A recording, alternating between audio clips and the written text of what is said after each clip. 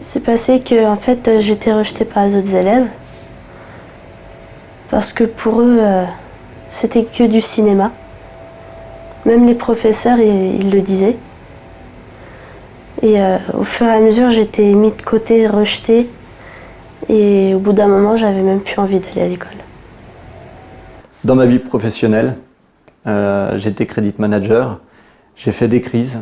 Et une fois, en fait, j'ai fait une grosse crise où j'ai été emmené, en fait, via les motards. J'étais en coquille, donc je pouvais pratiquement plus respirer. Et quand je suis revenu, on m'a dit, en fait, t'es gentil avec tes crises, mais c'est bien que tu les fasses chez toi. Et en fait, on m'a mis une telle pression qu'il a fallu, en fait, que je démissionne et que je parte. Il n'y a encore pas longtemps, sur mon lieu de travail, les gens très proches, mes collaborateurs très proches sont au courant. Beaucoup de gens ne sont pas au courant, car c'est une maladie qu'on peut cacher. Sur le lieu de travail, on appelle aussi les médecins qui viennent, qui vous font une piqûre pour vous soulager. Vous attendez que ça passe et ensuite vous rentrez à la maison. Moi, je sais que j'ai mis des choses en place avec mon patron pour éviter, en fait, que je fasse des crises sur place. Je me connecte en fait de la maison et je peux télétravailler. Donc, si je suis un peu plus faible, je me ménage.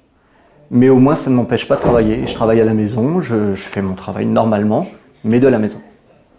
Et là, ça fait 4 ans où on me donne de plus en plus de missions, où on me fait confiance et j'ai aucun souci. Et justement, le psychologique prend aussi sur ça et on va mieux aussi.